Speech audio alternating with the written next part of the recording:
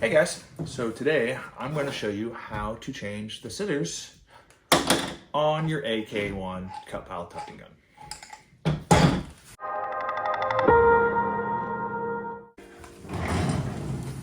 Alright, so changing your scissors on your cut pile tufting gun is actually pretty simple. There's a couple different reasons why you may want to do this. Maybe you feel that your scissors got dull over time. Maybe you were using your machine and you accidentally angled the wrong way and nicked the side of your frame, which can cause damage to your scissors.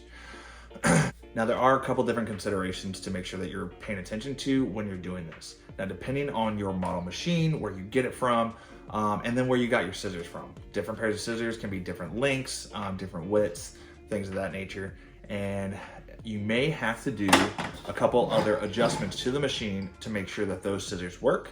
But this video is all just about the actual replacement of the scissors themselves. We're gonna jump right into it. A couple different things that you need real fast is your machine generally comes with an Allen stock key. All right, I have a little T-handle Allen stock, which I like to use, a screwdriver, an 8mm wrench, and of course your spare scissors. All right, the very first thing we're gonna do is we are going make sure your machine's unplugged. All right, never do maintenance on this thing when the machine is plugged in, turned on, anything like that. Just make sure it's off. All right, we are going to take these 4 bolts out. There's 2 here and 2 here. All right, we're gonna go and take those out now.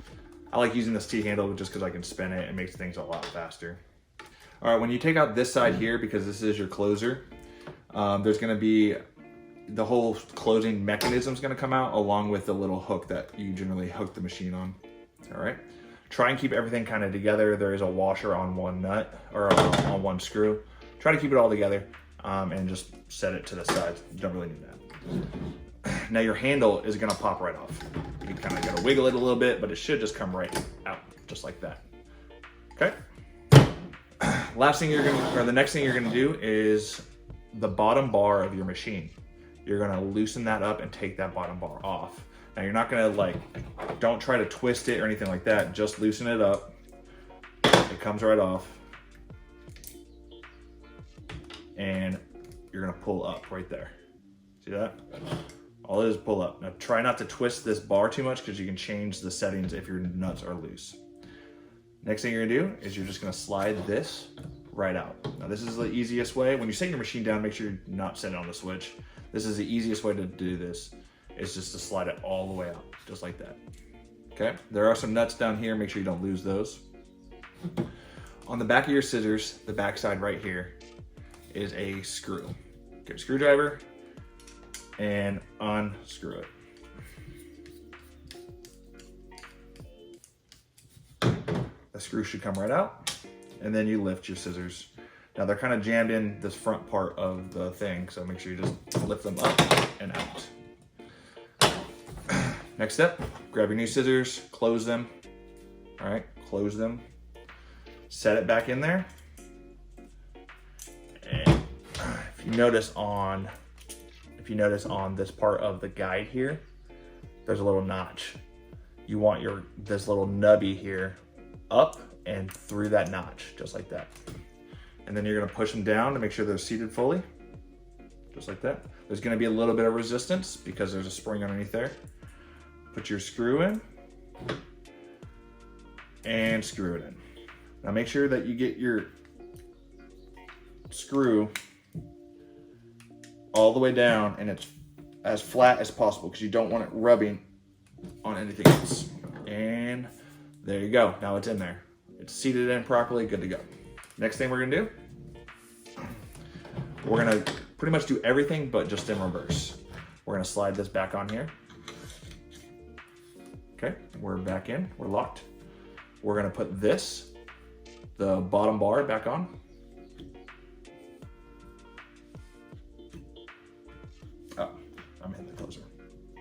There it goes. Yeah, sometimes you gotta push it down. My scissors they were closed, so when you push them down, it needs to open because it hits the opener.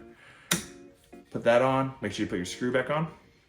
Now when you screw this on there, you want it snug, but not super tight. Grab your 8mm wrench and tighten it down. You don't want to break this plastic piece here. Just make sure it's snug. That's good. Then we're gonna put our handle back on place. All right, keep in mind this handle does on this backside, as you twirl it, you see this little notch, this is where your closer goes. All right, so if you're looking at it, make sure that these are up. All right, if I were to turn it like that, that's not how it goes. Or like this, make sure that your foot is up and down. Machine is up and down, and you slide it back on. Now you may depending on, because of these bars like to move a little bit, you may have to like kind of just like that, kind of maneuver them just a hair because they bend a little bit as you're doing it, but you put them back on. Then that side where that notch was at, the side where that notch is at, that's the side that your closer mechanism goes back on. So we'll slide that back on there. Grab my key and tighten her back down. Next thing is the screws for the other side, or the shorter ones. Pretty much it's the only 2 screws you should have left.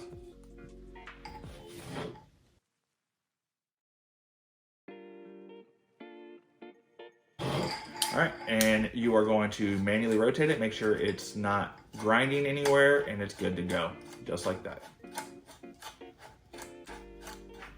Just make sure the scissors are open and closing properly. Yep, good. Don't feel any good resistance. We are good. And that's how you change your scissors. Probably the most efficient way I have found.